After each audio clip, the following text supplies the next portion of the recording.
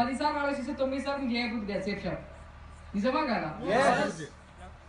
Life లో నీ life నచ్చినట్టు కావాలంటే నచ్చని పనులే చేయాలి. నాకు నచ్చిన పని చేసుకుంటా పోతా అంటే కాదు మరి, అన్నా కదా? సో హ్యాపీగా తిరిగి పడుకుంటా అది నచ్చుతుంది అందరికి. మరి అదే పని చేస్తే లైఫ్ ఎట్లా బాగుపడుతుంది? అవునా కదా? సో నచ్చది ఎర్లీగా లేవడం ఎవరికి నచ్చది, కానీ లేచిపోవాలి, అదే లైఫ్. సో ఆ విధంగా మనకు నచ్చని పని చేస్తే మనకు నచ్చిన లైఫ్ వస్తుంది.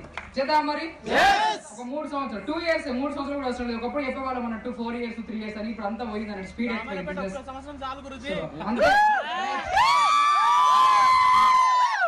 ఎందుకంటే రమాయపేట పవర్స్ ఎక్కువ వచ్చినాయి కదా, పాజిటివ్ వైబ్రేషన్స్ ఎక్కువ ఉన్నాయి కాబట్టి రమాయపేటలో 2 ఇయర్స్ కూడా అవసరం లేదు. జస్ట్ 1 ఇయర్లే, ఒక 1 ఇయర్ 365 డేస్. సో ఏ ఫెస్టివల్ పక్కనే, ప్రతి ఒక్క ఫెస్టివల్ పక్కన పెట్టేసి అమ్మనగా నాన్ననగా ఇల్లనగా ఒక 365 డేస్ ఖచ్చితంగా పనిచేయండి. 366 డేను 100% గా మీరు సాధించి తీస్తారు. బట్ బ్యాడ్ లక్ ఏంటంటే అందరు ఈరోజు ఎస్ నేను చేస్తా అంటారు, తెల్లారితే ఎవడు వేయడు. 365 డేలో ఫస్ట్ డేనే మిస్ చేస్తారు, సెకండ్ డేనే మిస్ చేస్తారు, థర్డ్ డేనే మిస్ చేస్తారు. ఏడికి వస్తారు రిజల్ట్? అవునా కదా? సో కాబట్టి ఈరోజు ఎస్ అని చెప్తున్నాం, కమిట్మెంట్ తీసుకుంటున్నాం. బట్ ఆ కమిట్మెంట్ నిజంగా ఎవరుగా చూపించాల్సిన అవసరం లేదు, నీ కోసం నువ్వు చూపించుకో.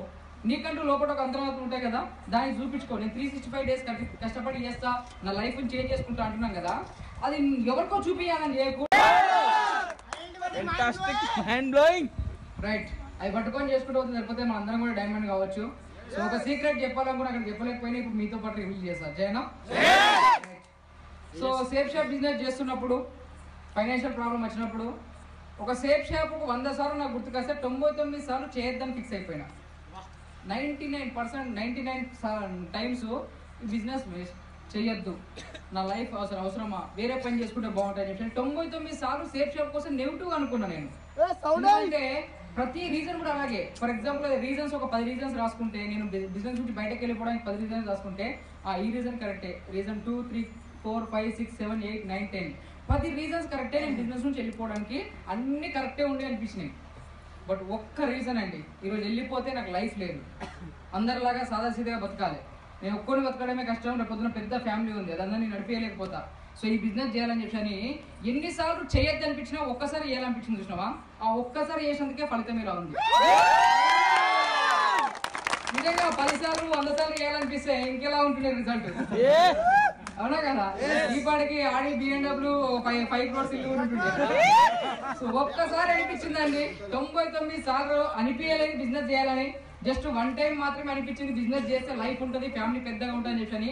ఆ ఒక్కసారి ఫలితంతో ఈరోజు ఇలాంటి లైఫ్ ఉంది. అర్థమవుతుందా సార్? మనకు కూడా ప్రతి ఒక్క మనిషికి ప్రాబ్లమ్స్ వస్తుంటాయి, బట్ మాక్సిమం చాలా మందికి చెప్పుకోరు. బట్ నిజానికి మీ మనసులో కూడా ఉండొచ్చు. అదే విధంగా 10 సార్లు ఆలోచిస్తే